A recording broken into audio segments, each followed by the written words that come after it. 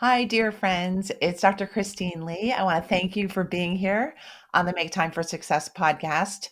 Today, I want to introduce to you someone who I admire, I adore, and I truly think is a rock star. I tend to use the word rock star a lot, but in Jane Hanson's case, the term really applies. So, Jane is a media presentation and communications expert. She's here to teach us so much about communication in the current age, the age structured by COVID concerns and the changing workplace. And I want to welcome you to the show, Jane. Thank you so much for being here. It's great to see you again. We, of course, met during COVID on Instagram Live, I believe. And it's been fun to continue to keep up with you, um, even though I might procrastinate on getting to you at times. No, I'm kidding. No, Jane is actually someone who does things really promptly. She's a true professional. That's why I call her a rock star. And I just want our audience to know you more because I grew up watching you on the television Oh, growing up in New York. And so I consider you total celebrity in my heart wow. and memory. And could you share with us some of your anchor past and what you've been doing before these days? Sure, of course. So I was very, very lucky. I grew up in a little teeny tiny town in rural Minnesota. And if you know the show Little House on the Prairie, that town, Walnut Grove, Minnesota, was about 30, 40 miles from my hometown. And so think about that prairie, and that's where I grew up. I didn't grow up in a wagon train or a sod hut, but it was a teeny tiny town that we didn't even have a stoplight. We had a four-way stop in the center of town. And my goal when I was even a little girl was I wanted to be a journalist and I wanted to go see the world and I wanted to explore it and ask a lot of questions and meet a lot of people. Encouraged by my father, who was quite wonderful in that way. And so I very quickly, when I graduated from college with a degree in broadcast journalism, got a job at NBC in New York. And it could not have been more fun. And I was in my early 20s. We like to call it the golden age of television and television news. We had an amazing time. And you know that song, If You Can Make It There, meaning New York, you can make it anywhere. That Yes. was exactly how I felt. I just covered a variety of things. I anchored the weekend news first, then I anchored a morning newscast called Today in New York. I was on the Today Show doing news and things on pieces and stuff as well. Then I had a show of my own, which we called Jane's New York. I always bristled at the title because I thought it was so like bizarre and braggart, but that was their choice. So, and then more recently, I did a show called New York Live, which was really celebrity driven. So I went from really hard news to a celebrity driven lifestyle show. And in the middle, I had this opportunity to travel the world with my own program. I went to the Gobi Desert of Mongolia on a dinosaur dig, and I went across the ocean on the QM2, and I went to Ireland to talk about what do you do besides play golf there. And I just had a variety of amazing adventures, and many of them also in New York City itself, like underground New York, what happens way below ground, and what's above New York, and the waterways. And we did a thing about dogs in New York. It was so much fun. So I had a really marvelous and beautiful and fantastic career, and I'm very grateful for that opportunity. Well, we are grateful that you found your path into your zone of genius and that you had such an illustrious career and that it was so much fun and that you're so fun in it. I want to ask you, I didn't prepare you for this part of the interview. I want to ask you, how did you know you wanted to do journalism? You said as a little girl you knew. I'm wondering what was it that worked for you? I think it was curiosity. I was so curious about everything, and I think that's the key to being a good journalist, being curious and asking questions. I mean, I was one of those kids that was always saying, "Why? Why? Tell me why." And so it's the combination of that and knowing that it was the kind of profession that would allow me to see the world. And so it was those two things. My dad used to read he used to read the newspaper to me when I was really little, and we'd talk about, world events, however you talk about them with a child. And so it just whetted that curiosity even more. And I think when you grow up in a little tiny place in the middle of nowhere, you kind of feel this, at least I did, feel this kind of quest to see what else is out there. You never know. I might have gotten out there and said, I think I'm going home, but I didn't. And I really loved it. So journalism is a really interesting and fantastic career for people because it, you're always in the middle of the action. Every single day, I saw history being made before my eyes. And there is nothing that is more, I think, interesting than that. So that's why I loved it very much. That's terrific.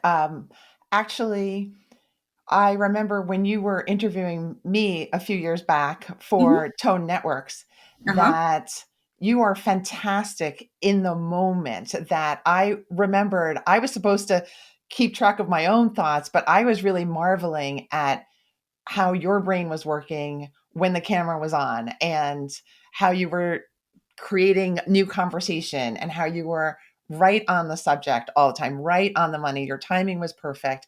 And I just want to help me and other people listening to get a little bit of what you know about communicating in this way, being really focused, being really prepared, being really sharp.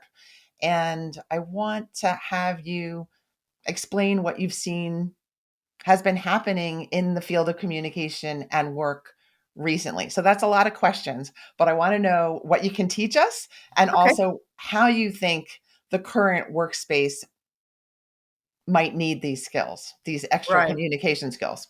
Well, I think he probably needs it more than ever. One of the key to being a good interviewer and the key to, I think, being a great communicator is using your ears because we have two ears and one mouth for a reason, right? So listening, because I challenge people out there to do this. Go listen to an interview, and you will know who's really on target and who's really not, or even a conversation, because somebody who's just following a set of questions doesn't pick up on what the person said. And so they just go with their next question instead of saying, wait a minute, did you just say blah, blah, blah, blah, blah? Or I don't understand. Explain that further. So being a good listener is the key to being a great communicator.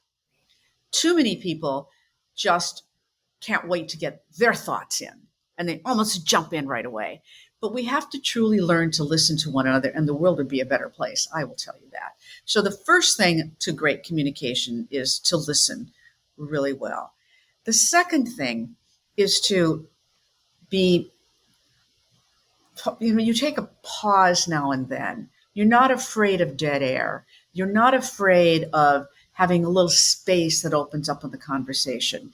Because when you do that, it allows everybody to kind of feel this, and also it makes you seem like like a strong leader. It's a real key to good leadership is to be able to pause, listen, take a break, let stuff sink in. So I love all of that. Um, I do a lot of work these days with helping people understand this kind of hybrid work situation that we're in. And I don't think it's going to change. I've been doing a lot of in-person work and a lot of work over Zoom. And I do a mixture of some with clients. I will do, in particular the in-person or the Zoom with others. I think we're going to continue to have a mix of that. One of the reasons why is because doing Zoom or Google Chrome or whatever we're using today, it actually saves people a lot of time and money. We don't have to travel. We don't have to commute. We don't have to do a lot of things that cost us the most precious thing we have in our life, probably, which is our time. Mhm. I mean, time is money, time is joy, time is if we can use that time wisely, we can do other things that really make our life well rounded. So I don't think we're ever going to completely go back to that old thing that we had, which was going to the office, working 9 hours, spending an hour getting home or two or however much and all of that. But I do worry that we are spending more time working because we never seem to have a break from the computer. I Mhm. mean, you know, that's just the way it is. And I know that you're doing that too. So, with this hybrid communication, we have to think then, we have to be different when we're using our laptop and the camera than we are when we're in person. Here, we need to amplify the energy and we also need to be quicker. And what do I mean by that? If I'm training somebody, usually I would do let's say a half day session with a new client. I am not doing a half day session on Zoom because there is nobody that's going to sit still for 3.5 or 4 hours, right? Mhm. So Mhm. now I split it into 2 hours or maybe three separate sessions or something. So we have to be very conscious of what we're asking people to do. I also think we have to be much, much, much clearer then when we set up these remote or these virtual things. I think we have to have agendas. We have to have set expectations. We have to make sure everybody is involved in the conversation. So we have to be truly interactive. And we have to really we have to force people. I mean, how many of these have you been on? And I ask everybody who's listening where somebody won't put their camera on, right? They won't put the camera on. When I do that, I say, camera's on. We're not talking unless you put your camera on. Why? Because then I at least feel like I'm able to observe somebody, or at least I can bring them more into the conversation. So I think it's important that we do that. So there's all kinds of tricks to making it effective. These are fantastic tips. I knew you were going to teach, but these are really fantastic tips. I have some follow-up questions. Okay. One is about the point one was we need to listen. And I feel like I am, as an interviewer, someone who I would love to be someone who follows up and says, well, let's go a little deeper. But I tend to do, well, the next question that's on my mind. And Mhm. I think what I might be missing is a little bit of confidence. I do feel like I might run that other direction because of anxiety. So I'm wondering if you have Ah, any thoughts about how to just make that anxiety go away, make it a little smaller or quieter. well, I think you need to be bold. And being bold means taking chances. Um, some of the best interviews I've ever done have had at their core me saying, well, in journalism, you have the five W's and the H: who, what, when, where, why, and how. Sometimes the very best answers I would ever get is when I'd say, why or how. It's not, it's not a long question. And, and you, when you get caught in the moment, I'll tell you what happens is the interviewee immediately they answer it, and they answer it almost maybe more heartfelt or more honestly than you suspect because you're not giving them the time to really think about anything else. So those are great questions. And the best interviews really are the ones where you take a chance. I So love and if it doesn't work, then it didn't work. So right. what? Right. I think the anxiety just sometimes covers everything. So, Yeah. but what you said about the fact that the person you're interviewing doesn't have enough time to really think about it, but then you get the truer response Mhm. is a beautiful insight. So, thank you for that. I Yeah. would never have thought of that. And that's very much true, I think. My other thought is that as a psychologist, we're trained not to answer and not to ask the question why, because it is in the therapy context seen as potentially accusatory. But it's such a fantastic question for regular life and for podcast interviews and general interviews because it's really saying, tell me more Right. in Well, then general just conversation. instead of saying why, then say, tell me more. Yeah. Yeah. Okay. And and it's also about the tone in which you say it. If you say why, they're going to get defensive. If you say, why? Mhm. inquisitively. Mhm. If you say, or if it's just a gentle, why? So think about the tone of your voice in the way that you're saying it, because that makes a big difference as well. Beautiful. More master lessons here. Okay, great. I'm moving on to, let's say, the second tip was don't be afraid of the blank space. A Mm-hmm. lot of people are really terrified of blank space, silence. I think maybe even having the mind drift off. You know, Mm-hmm. you're in a pressured situation, maybe you're presenting to the staff or your boss. And I guess, do you have any suggestions for holding that space while also being in this pressured situation where you feel like you need to perform at a certain level? Well, when you're under pressure, one of the first things that happen is we start to talk faster and we speed up. That's what anxiety and nerves do to us. So all of a sudden we're saying, well, let me tell you about this, Christine, because here's what's really, really important. And here's what you really, now you're not only not hearing a word I'm saying, but you're thinking, what's wrong with her? So you have to fight that battle of the anxiety making you want to speed up. So in order to stop speeding up, the truth is you want to slow down. And what slows you down? By taking a breath, by taking a pause. And taking a pause can also mean that it makes you seem thoughtful. And again, brave, because it's brave to dare to have that blank space. Now, look, in your therapy, how many times do you just sit there and wait for your patient to speak? Right? Yes. And what happens? Do they speak? Sometimes. Okay. Not always, but Right. sometimes. But you definitely need to get comfortable with the blank space, Mhm. with not filling all the time. It's not just the blank space that we have to hold back our natural conversational back and forth ability oftentimes in Mhm. day-to-day therapy. So Right. really communication is tweaked on purpose for healing so that the person gets Right. to grow into their own voice as much as they need, right? They've been um, injured, they've been afraid, they've been told not to speak sometimes, and it's really just having them grow into the space and their confidence and their voice. Yep. And it's the same process for the therapist in training and in practice as well, that we too are also figuring out, okay, what's the right rhythm, with whom, you're going to act in a different way with different people. So Right. yeah, it is, you're making me see it is also very much communication art based, that it is like Right. minute to minute, sometimes how you tweak things makes all the difference. Hmm.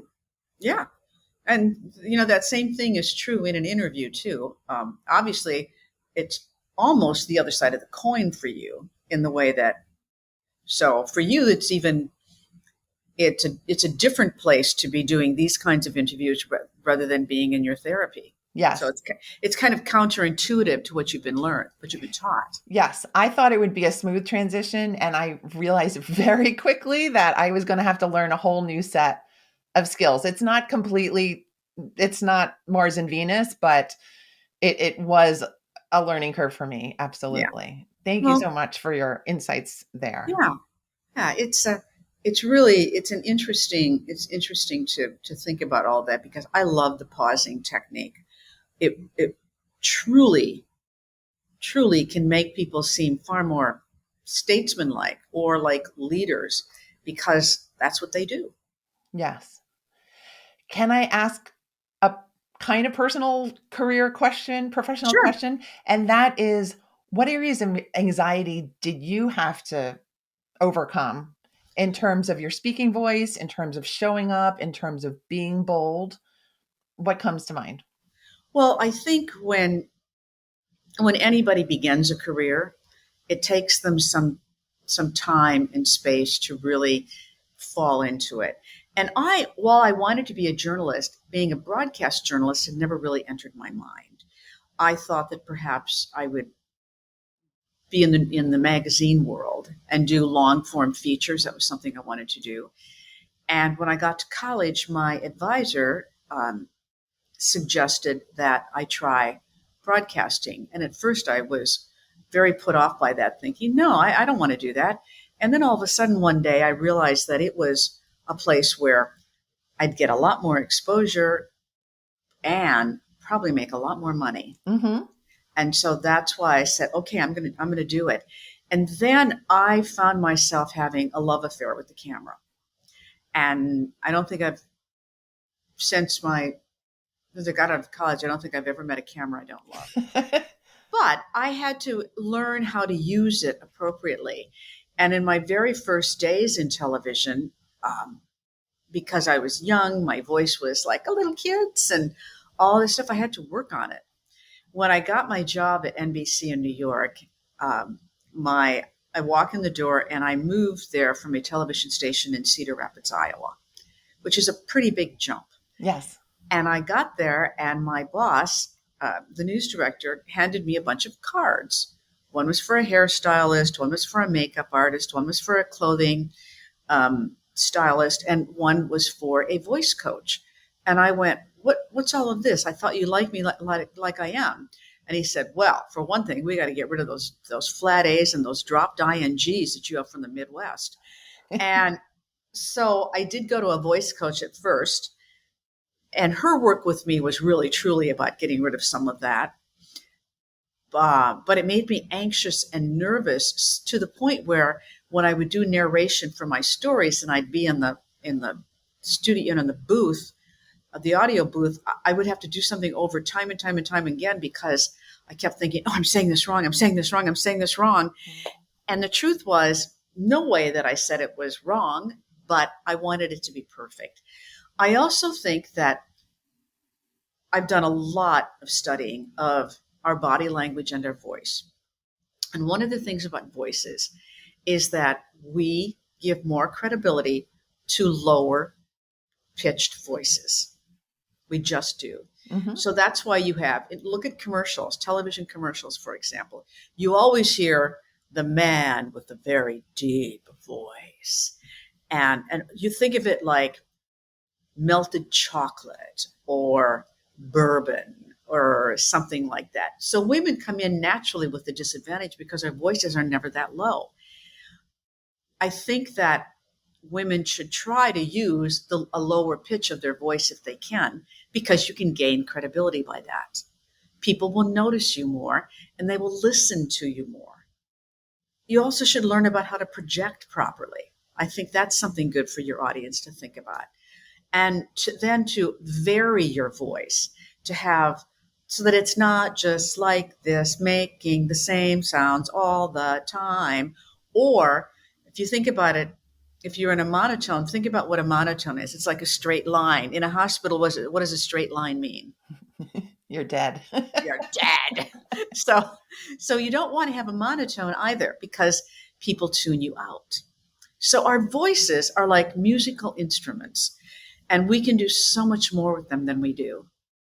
And I always encourage people to try, practice. One of the great things that we have today, one of the best tools are our phones, because we can record ourselves. And you can record yourself just if you're making a presentation or if you've got to make an appeal to, the boss or something. Practice it on your phone and then play it back and listen to it. You'll be surprised how it sounds.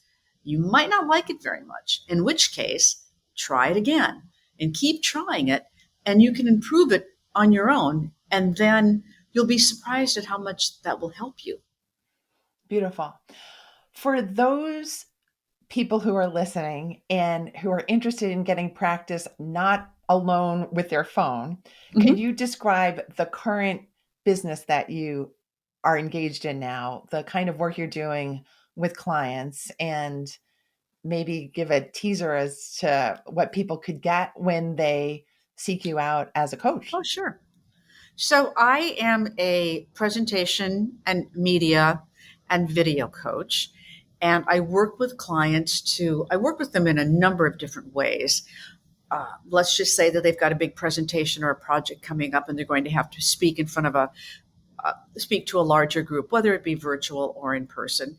I help them prepare for that. I go so far as to actually help them create the messaging so that it's very clear and succinct. Because one of the things that you learn in the television news business is you have to take a mountain of information and turn it into you can only use a molehill of it in that very short period of time.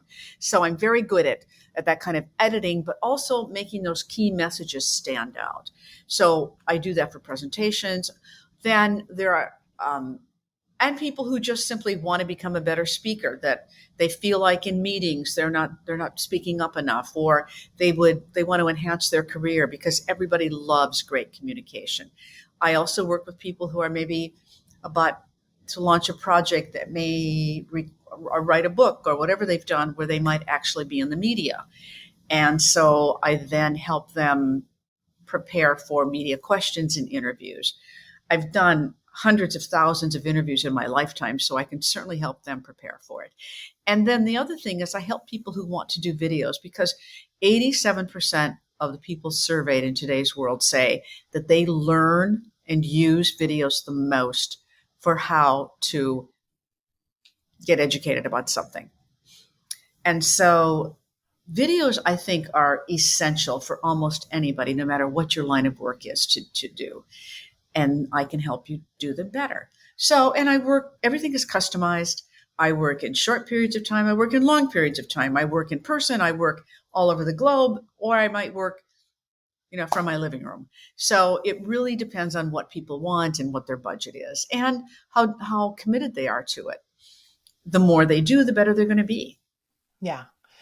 I think working with you from a while ago, I learned the benefits of practice, of really Mm-hmm. investing in your work preparation, Mm-hmm. because I know that, in your line of work, you don't just show up. You don't just show up with your natural talents. You've got everything thought out, and you've got ideas, and you've got your experience all put together, and that it comes out beautifully on screen. And I think that's probably what you're teaching people, to get into that zone of, let's invest in you and your skills so that you can shine on screen. It's so much fun when I work with, like let's just say I'm working with a client from a company. And at first they're like, "What do you mean I'm doing presentation training or media training? Don't they think I'm good enough?" And I say, "Here's the way you need to look at it. This company wants to put you in the limelight. They want to promote you in a way that they're not doing for other people. They are investing in your development. I would consider it to be an honor. And even if, like, say you hate your job and you're looking for a new one, and somebody says, 'We want to do this for you,' do it, because it'll help you get your next job." I also help people who are looking for new work so that they can present themselves better when they're in interviews. Um, I helped a young man recently get into Harvard by working with him. I mean, it's been the whole, it's anybody can learn how to communicate better, including me, because I'm constantly trying to up my game. I love it. And I'm going to back everything that Jane has said today, especially the last part, which is that we can all benefit from additional work and additional improvement. I'm going to add my own piece as a psychologist, that any work that you do to invest in yourself, it really just opens up other pathways for personal growth in ways that you don't expect. When you think about it, if you learn how to show up more boldly at work, what is that going to open up for you at home? Or maybe you get more opportunities. Maybe your work is just easier because you've communicated more clearly and more authoritatively. It's just a ripple effect all over the place, and it's wonderful. That is so true. I can't tell you how much having that philosophy has helped me in my life. And especially in today's world, where we've all been through so much in the last couple of years, the need to connect with people and the need to do it well has never been more important. And the need to be vulnerable and to be authentic and to put ourselves out there. It I'm telling you, it will reap you amazing rewards. And I'm not just talking about money. I'm talking about it'll enhance your life in ways you never believed possible. I'm getting chills. And I also have loved this interview, Jane. This is one of my favorite interviews of the podcast. So thank you so Oh, much for being the bright light and the rock star and my friend. So thank you so much for being here and sharing so generously all of these wonderful tips. Could you please let us know the best way to stay in touch with you and sure. how to You find can, you? well, you can find me at my website, which is Jane Hanson, Hanson.com. And my email is very simple. It's jane@janehanson.com. So Okay. there you go. Terrific. I tried to make it easy. Yes, absolutely. Are there any final words or reflections that you'd want to end this interview with? Just simply that I encourage everybody to take a look at how they communicate, think about it, and think about this one little thing a day that you could do to make it better. Whatever it is, if it's just maybe a thank you, or maybe a how are you today, or just listening to somebody and and really trying to keep those doorways open consistently, because I'm telling you, it's worth it. I love it. I love it. Thank you, Jane. I know I'm going to work on asking more why questions in my interviews. Thank you for that lesson. And thank you for sharing so generously Oh, you're today. very welcome. It's wonderful to see you again. Same, same. Virtual hug here. All right, you got it. All right, everyone. That's a wrap here. Thanks again to Jane Hanson. And please find her at her website and on the web. And I look forward to seeing you here next week on the Make Time for Success show. Take care.